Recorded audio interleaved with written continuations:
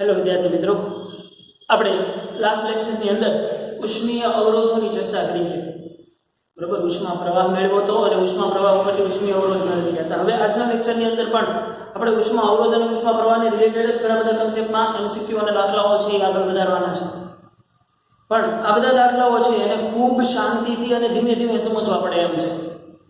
બાકી એક basic funda clear થઈ ગયો તો કાંઈ ચિંતા છે નહીં.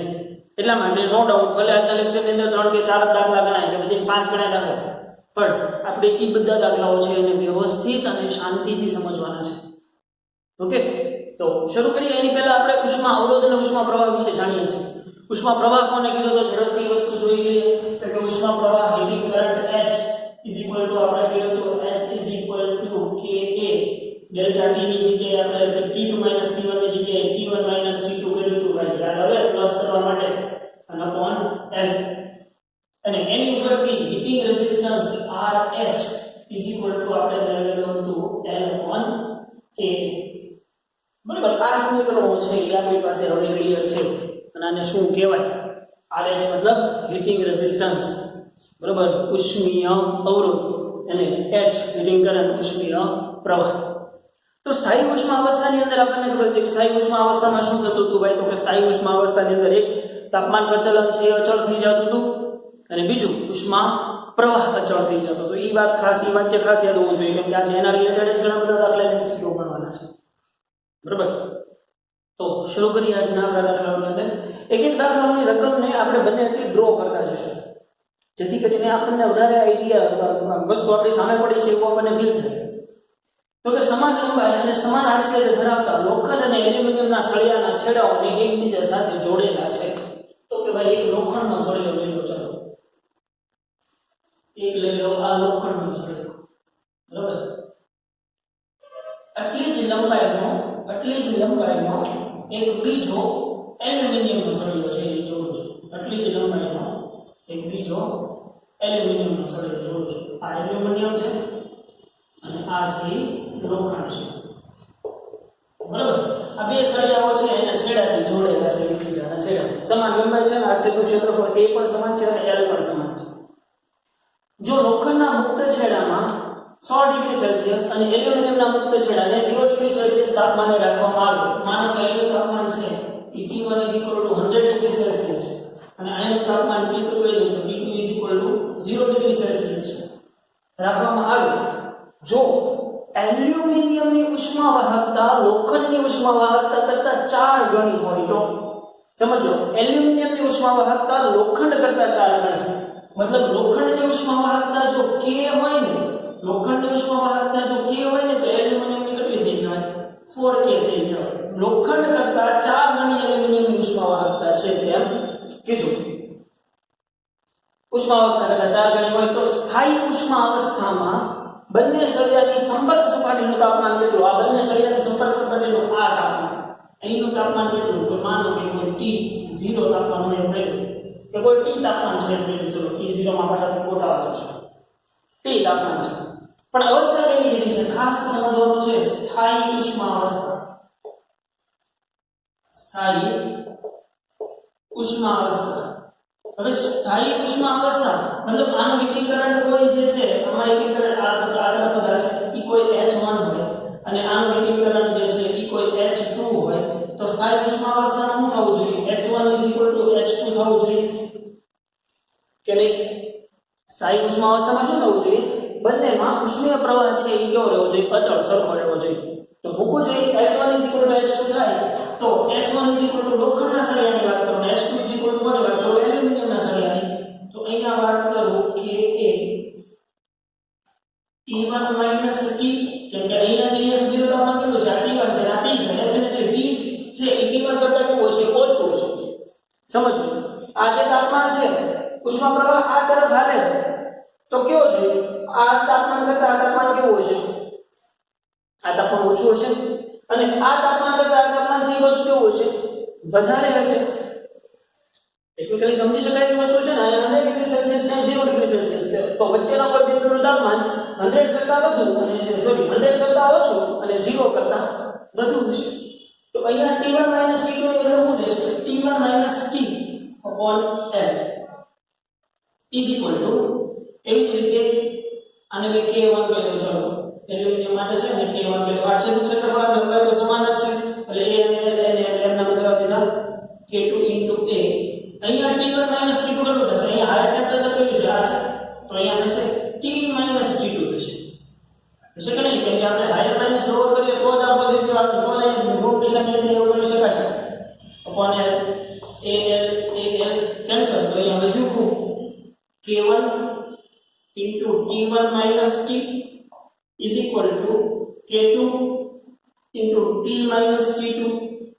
વધ્યું કે નહીં? તો K1 કેટલું છે? K છે અને K2 કેટલું છે? 4K છે. તો મૂકી દો K T1 minus T is equal to 4K T minus T2. K બંને બાજુથી કેન્સલ કરી નાખો તો અહીંયા વધે T1 minus T is equal to 4 T minus T2. હવે કિંમત મૂકો છો એ બધાની તો કે T1 is equal to કેટલા છે? 100 તો કે 100 minus T થયું is equal to આ 4 T2 કેટલા છે? 0 T minus 0 એટલે તો T બનશે તો 4T. બરાબર ને?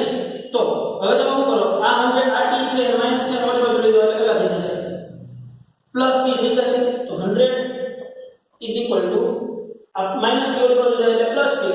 તો T plus 4T એટલે 5T. તો T is equal to તમને શું મળશે? 100 by 5. તો કેટલું મળશે? T is equal to 20 degree Celsius. મળશે કે નહીં?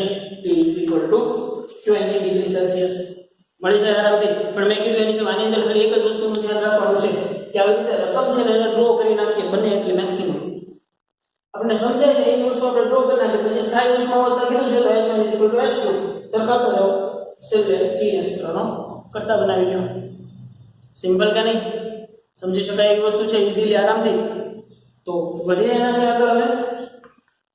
આગળ જતા CDP નંબર 131. જો આ એના જેવો દાખલો છે, હિન્ટ આપું છું, તમારે જાતે જ ગણવાનું છે. CDP ના ઘણા બધા દાખલાઓ છે.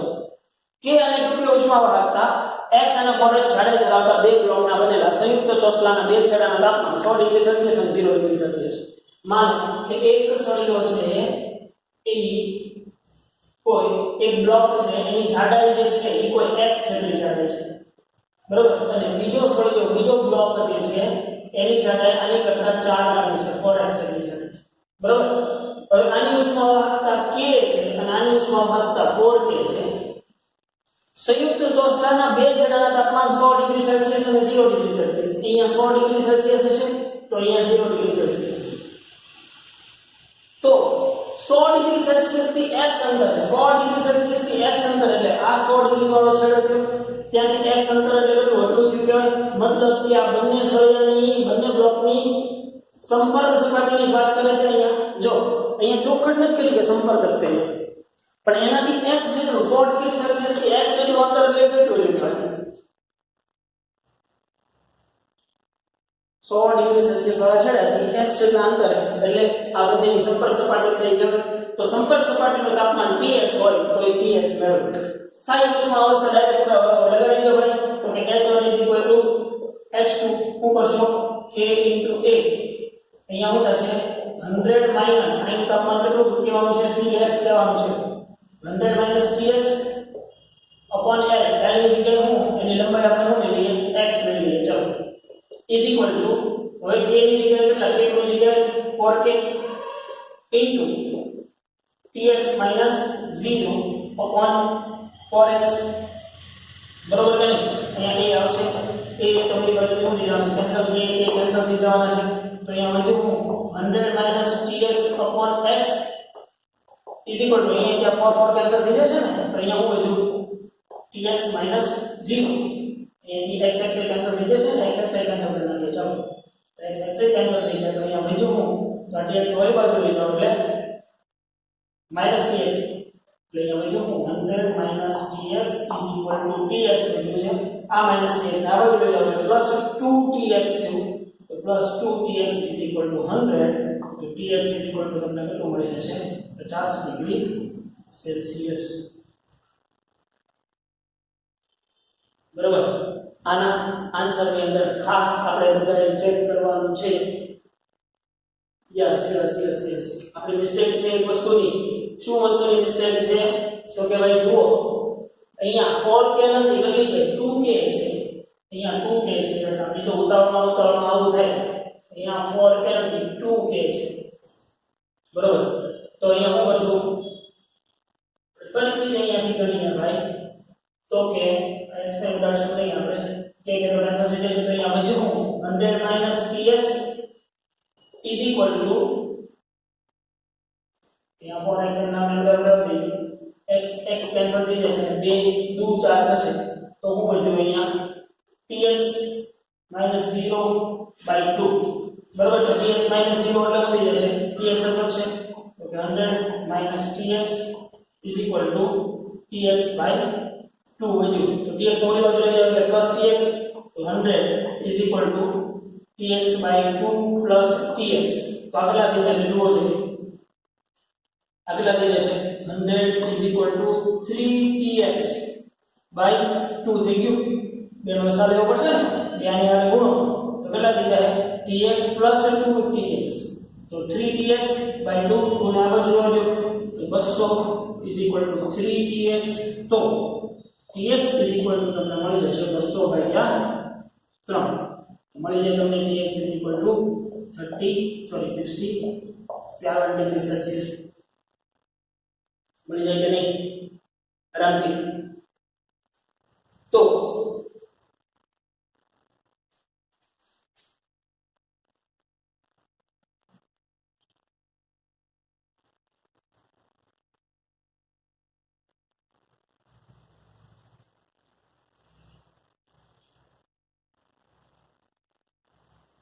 મળી જાય કે નહીં આ રીતે આરામથી.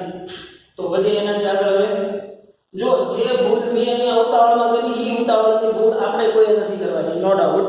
પણ આપણને આવી ભૂલ પાછી પકડી જતા આવડવી જોઈએ. બરોબર. રકમ કે અહીંયા 2k હતા અને આપણે લઈ લીધા હતા 4k. બરોબર. એવું ચાલે નહીં. એટલા માટે ખાસ એ વસ્તુનું છે આપણે નાની નાની વસ્તુનું ધ્યાન રાખશું તો આન્સર મળી જાય. સેમ એની પછીનો બીજો એવો જ છે જો 100 ડિગ્રી સેલ્સિયસ થી x અંતરે એનું એક દિવાલ પર પણ ફેર પૂછે. જો અહીંયા 4k છે તો 4k છે તો આન્સર 50 આવે જે આપણે આની પહેલા ગણ્યા હતા. આપણે ગુણમાં 4k લઈ લીધો. બરોબર. તો 4k લઈ લીધો તો આન્સર 50 આરામથી આવી જશે જે આપણે હમણાં જ ગણી ગયા. બરોબર. એટલે એક ભૂલ છે એ સારા માટે જ ભૂલ થઈ ગઈ. ત્યાં આગળ દાખલાની એક વખત હિન્ટ આપણને મળી. એની પછી આગળ વધીએ લેવલ 2 નો MCQ દાખલા નંબર MCQ નંબર 57. એક દિવાલ પર જુદા જુદા દ્રવ્યના બે સ્તરો A અને B બનાવેલા છે. સ્તર A 10 સેન્ટીમીટર જાડું છે અને સ્તર B 20 સેન્ટીમીટર જાડું છે. ચલો હું એમ કહું કે આ જે સ્તર છે ને એ 10 સેન્ટીમીટર જાડું છે. આ સ્તર 10 સેન્ટીમીટરનું છે અને બીજું સ્તર જે એને આને બનાવેલું છે એ 20 સેન્ટીમીટરનું છે. બરાબર. સ્તર A ની ઉષ્માવાહકતા સ્તર B ની ઉષ્માવાહકતા કરતા 3 ગણી છે. સ્તર A ની ઉષ્માવાહકતા B કરતા 3 ગણી છે. જો B ની 3k હોય તો A કેટલી? માનો કે આ સ્તર A છે અને આ સ્તર B છે. સ્તર A ની ઉષ્માવાહકતા સ્તર B કરતા 3 ગણી છે એટલે 3k આ છે અને આ છે k જેટલી છે. તેની બહારની સપાટીઓ વચ્ચેનો તાપમાનનો તફાવત 35 ડિગ્રી સેલ્સિયસ છે. હવે જો બહારની સપાટીઓ મતલબ અહીંયાનું તાપમાન માનો કે કોઈ T1 હોય અને અહીંયાનું તાપમાન માનો કે કોઈ T2 હોય તો તમને કહી દઉં કે તમને અહીં આપેલું છે T1 - T2 = 35 ડિગ્રી સેલ્સિયસ છે. સમજો સીધું તાપમાન નથી આપ્યું, બે તાપમાન વચ્ચેનો તફાવત આપી દીધેલો છે 35 ડિગ્રી સેલ્સિયસ છે. તો ઉષ્મીય સંતુલન સ્તરમાં સ્તર A માં તાપમાનનો તફાવત સ્તર A માં તાપમાનનો તફાવત મતલબ અહીંયા સ્તર A માં તાપમાનનો તફાવત મતલબ માનો કે આ T1 છે અને આને હું કોઈ T કહી દઉં તો તાપમાનનો તફાવત તમને અહીંયા T1 - T પૂછે છે. ઓકે T1 - T કેટલું હશે? સ્તર માત્ર સ્તર A ની જ વાત કરે છે. માત્ર સ્તર A માં તાપમાનનો તફાવત કેટલો હશે એ પૂછે છે. તો સિમ્પલ છે. તો કે એની પહેલા તો T1 મેળવવું પડે. તો T1 મેળવવા માટે શું કરવું પડે? T1 મેળવવા માટે પહેલા તો સ્થાયી ઉષ્માવસ્થા કીધી છે એટલે H1 = H2 કરી દે સીધું થઈ જાય. તો અહીંયા શું થશે H1 અહીંયા k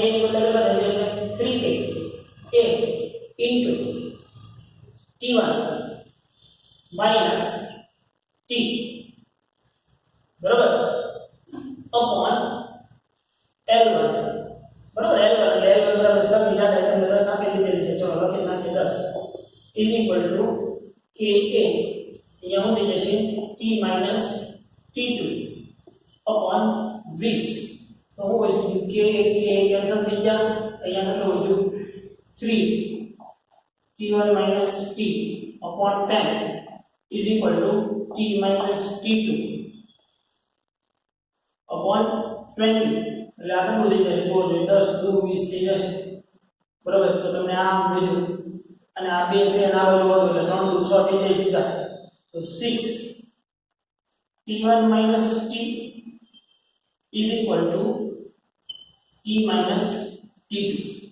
હવે એટલી વસ્તુ ખબર છે પણ તમને આ 35 આપેલો છે તો આની ઉપરથી શું કરાય જો તમે હવે ઈઝીલી આરામથી આની ઉપરથી ગણી શકો કે તમને આ આપેલું છે તો T1 T2 35 થતા હોય તો T1 શું થાય 35 T2 થાય. T1 શું થાય 35 T2 થઈ જશે. તો અહીંયા T1 ની કિંમત મૂકી દો તો અહીંયા T1 ની કિંમત મૂકી દેશો તો તમે T2 ને સૂત્ર કરતા કરી શકશો કે નહીં થઈ જશે કે નહીં. તો આની ઉપરથી તમે પહેલા T1 મેળવી લેશો તો T2 મેળવી લો. T1 એ મળી જશે એની પછી ઉપરથી T2 મળી જશે. T1 મળી જાય T2 મળી જાય પછી તો T મળી જશે હવે આરામથી કે નહીં શોધી શકાય. સાવ સિમ્પલ સાદું કરવાનું છે. T1 ની કિંમત મૂકવાની છે. T1 ની કિંમત આમાં મૂકી તો તમને T2 મળશે. T2 મળી જાય એની ઉપરથી T મેળવી લો મળી જાય કે નહીં સિમ્પલ આરામથી કે નહીં. તો તમને તમારો આન્સર મળી જશે. વધી હવે તો એનાથી આગળ આપણે તો ઉદાહરણ નંબર 110 તો જોઈએ એનાથી આગળ ભાઈ ઉદાહરણ નંબર 110. હવે આ કન્સેપ્ટ છે ને ખાસ મહત્વના છે યાદ રાખજો. ખૂબ એટલે ખૂબ આઈએમપી ટાઈપના કન્સેપ્ટ છે એટલે સમજવાના છે ખૂબ સારી રીતે બરાબર. તો 110 ત્રણ સમાન પરિમાણવાળા મતલબ કે ભાઈ જેની લંબાઈ અને આડછેદનું ક્ષેત્રફળ સમાન છે એવા ત્રણ સળિયાઓ આકૃતિમાં દર્શાવ્યા મુજબ છે. તેમની ઉષ્મા વાહકતા 5K 3K અને 2K છે. આની 5K છે આની 3K છે આની 2K છે. તો જંક્શન O પરનું તાપમાન જંક્શન મતલબ કે જે જગ્યાએ ત્રણ સળિયાઓ ભેગા થાય છે તેને તેનું જંક્શન કહેવાય. બરાબર ને ઘણી જગ્યાએ આપણે રેલવે જંક્શન જોઈ છે ને રેલવે જંક્શન મતલબ કે ત્યાં ઘણી બધી ટ્રેનો છે એકબીજાને ક્રોસ કરતી હોય કે જ્યાં 3 લાઈન પાટાઓ આપણે આની ભાષામાં કહું તો 3 લાઈન પાટાઓ છે એ પસાર થતા હોય એટલે ઘણી વખત 3 લાઈન કરતા વધુ પણ હોય બરાબર. તો જંક્શન મતલબ કે જે જગ્યાએ બધા સળિયાઓ ભેગા થાય છે એ બિંદુનું તાપમાન શોધો. હવે સિચ્યુએશન કેવી છે એ સમજવા જેવી છે. તમને આપણી દીધેલી છે એની સિચ્યુએશન છે કે ભાઈ એક સળિયો છે ને એ આ રીતનો છે બરાબર. એટલી ને એટલી લંબાઈનો બીજો સળિયો છે અને એટલી ને એટલી લંબાઈનો ત્રીજો સળિયો છે. હવે આ છે એની ઉષ્મા વાહકતા 5K છે આની ઉષ્મા વાહકતા 3K છે અને આની ઉષ્મા વાહકતા 2K છે બરાબર. અને તમને એમ કીધું છે કે આ છેડાનું તાપમાન જેને હું T1 કહી દઉં જે 100 ડિગ્રી સેલ્સિયસ આપેલું છે અને આ છેડાનું તાપમાન T2 નામ આપી દો તોય વાંધો નહીં T3 આપી દો તોય વાંધો નહીં.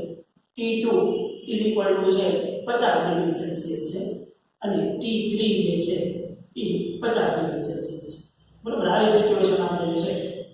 હવે સૌથી પહેલા તો સમજો ત્રણની ઉષ્મા વાહકતા જુદી છે એનો મતલબ એમ થાય કે ત્રણ અલગ અલગ ધાતુઓના બનેલા હશે. ઉષ્મા વાહકતાની 5K અને 3K આની 2K બરાબર. તો એ ત્રણમાં ઉષ્મા પ્રવાહ પણ કેવો હશે જુદો હશે.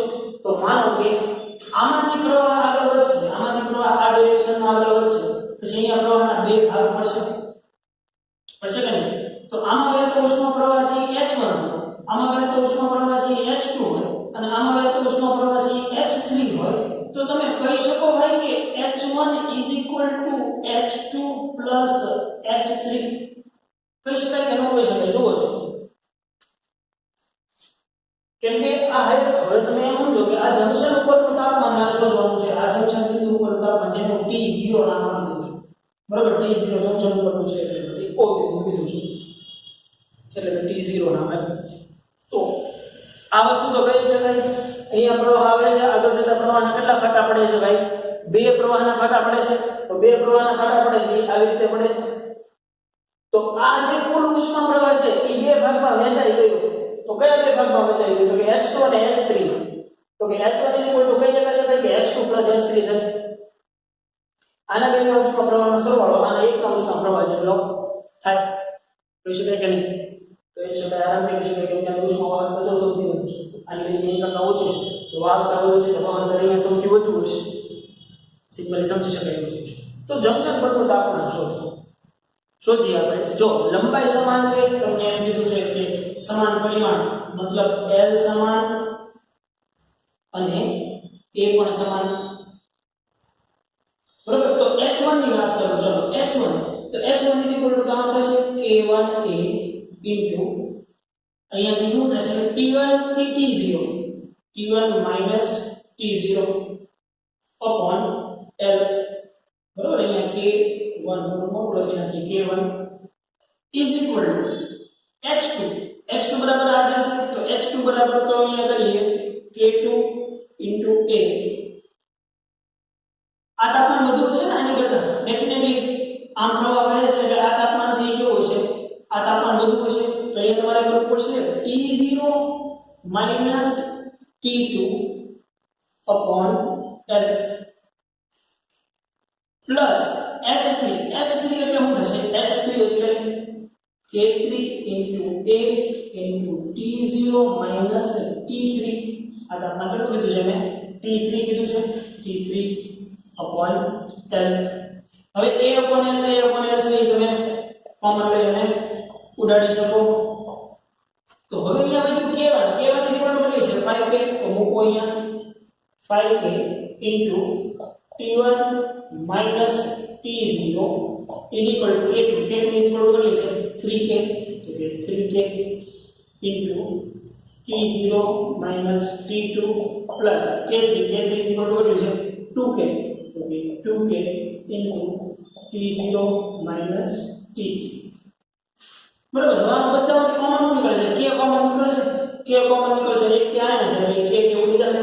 એટલે હું આવી રીતે કરી શકું 5K into T1 minus T0 is equal to K common લઈ લો તો અહીંયા કૌંસમાં વચ્ચે 3 into T0 minus T2 plus 2 T0 minus T3. આવું કંઈક વધ્યું. તો હવે કે હવે તો હું કેન્સલ કરી શકું નહીં ભાઈ. તો વધ્યું મારી પાસે સમીકરણ જુઓ જોઈએ 5 into T1 minus T0 is equal to 3 into T0 minus T2 plus 2 T0 minus T3. હવે જેના તાપમાન આપણને ખબર છે ને બધાના તાપમાન મૂકી દો.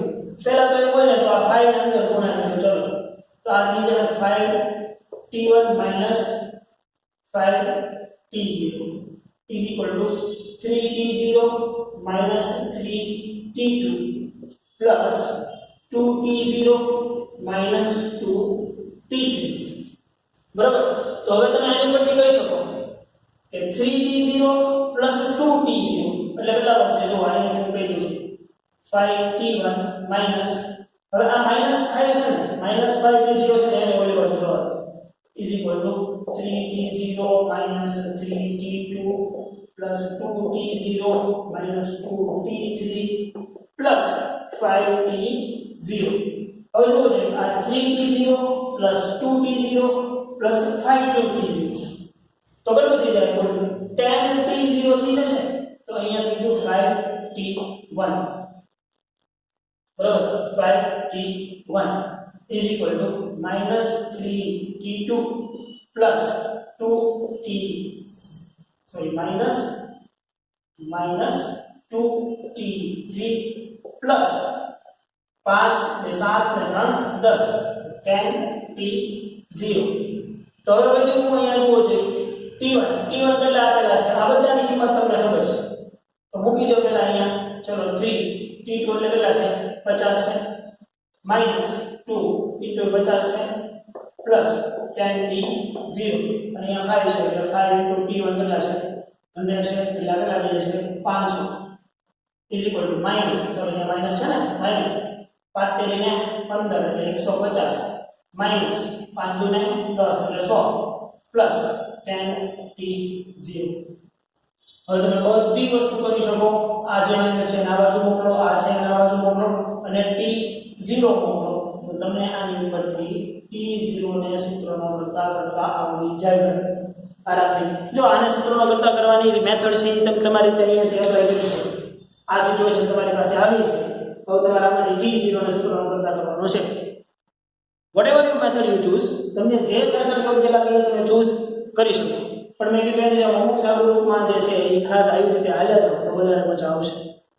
ખાલી આમાંથી t0 નો સૂત્રનો કરતા કરવાનો છે એ થઈ જશે કે નહીં ભાઈ? જો આવા ઘણા બધા દાખલાઓ છે જે જાતે સોલ્વ કરવાના થશે. એક વખત હું તમને ફરીથી આખો દાખલો સમજાવી દઈશ અને ફરીથી એની જ વસ્તુ તમારે તમારી રીતે સોલ્વ કરવાની થશે. એટલે સો મેક શ્યોર કે આ વસ્તુને સરખી રીતે સમજજો. જંકશન પરનું તાપમાન કીધું હોય ભાઈ તો જંકશન પરનું તાપમાન શોધવા માટે આનો ઉષ્મા પ્રવાહ h1 હોય, આનો h2 હોય, આનો h3 હોય તો તમે કહી શકો કે h1 h2 h3. લંબાઈ સમાન છે, આ ક્ષેત્રફળ સમાન છે. મૂકો બધી વસ્તુ, કિંમત મૂકતા જાઓ, જે જે ઉડતું હોય ઉડાડતા જાઓ. શું હોય એટલું બધું કે કોમન લાઈન કે ઉડાડી દીધા. આ સમીકરણ લીધું.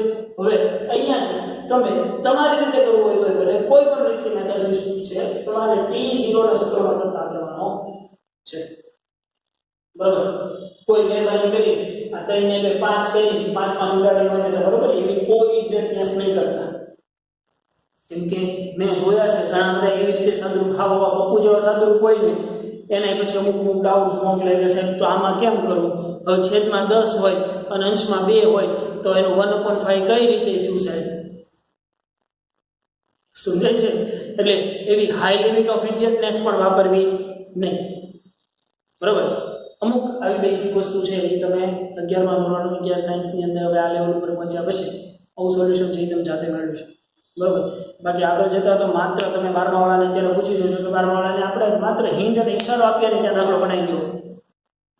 કહેવાનો મતલબ શું રહે અહીંયા ખાલી કે ભાઈ અહીંયા ખાલી હિન્ટ શું આપવાની રહે કે h1 h2 h3 થાય છોકરા. તો ત્યાંથી પછી ખબર પડી ગઈ કે છોકરાઓને સરકારી નાની t0 સબ્જેક્ટ કરી લેવાનો એટલે વાત થાય પૂરી. તો એવી હાઈ ઇન્ટેલિજન્સ છે એ આપણે કેળવવાની છે જેથી કરીને આપણે મેક્સિમમ બંને એટલા દાખલાઓ એમસીક્યુ છે એ વધારે સોલ્વ કરી શકીશું. બરાબર? બાકી અંશને છે દેવવાળા ઘડી ઉડાડવા રહેવું તો આ માધ્યમની અંદર બહુ લાંબુ થઈ જાય. કેમ કે તમારી પાસે ટાઈમની પણ લિમિટ છે અને પ્લસ ડેટા લિમિટ પણ છે. બરાબર?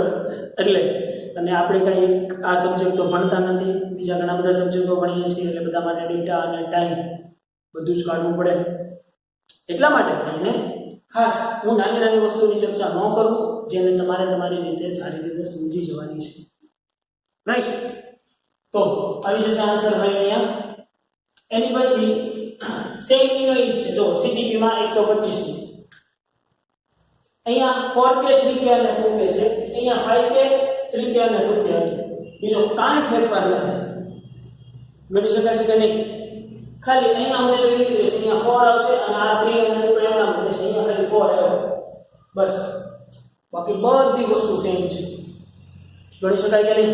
હવે જંકશનના તાપમાન શોધવાની અંદર કોઈને કન્ફ્યુઝન રહેવું જોઈએ નહીં. એની પછી નો એટલે ઈ છે 5k 3k અને 2k પણ તાપમાનમાં ફેર થઈ ગયો. જો અહીંયા આપણને 25 ડિગ્રી સેલ્સિયસ આપ્યા છે, અહીંયા 50 આપ્યા.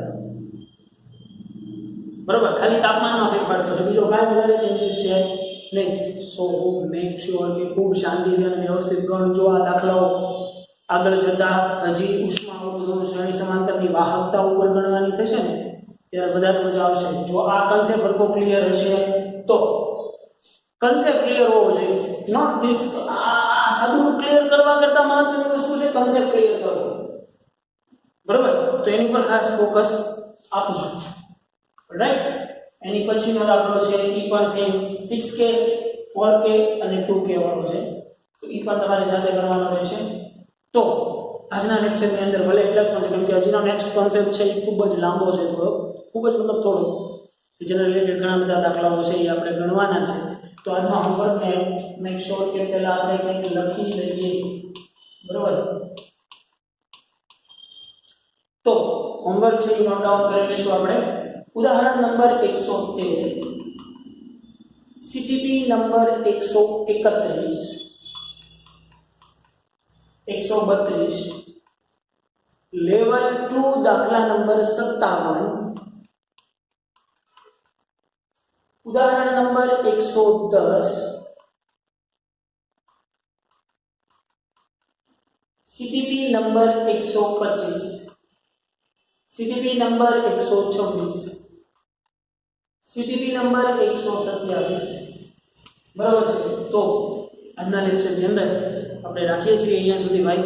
મળીએ પાછા નેક્સ્ટ લેક્ચરની અંદર. પણ મેં કીધું એની જે મારો કન્સેપ્ટ છે એ ખૂબ સારી રીતે ક્લિયર હોવો જોઈએ. ખાસ કે સ્થાયી ઉષ્મા અવસ્થામાં ઉષ્મા પ્રવાહ અને તાપમાન પ્રચલન છે એ કેવું હશે? અચળ હશે.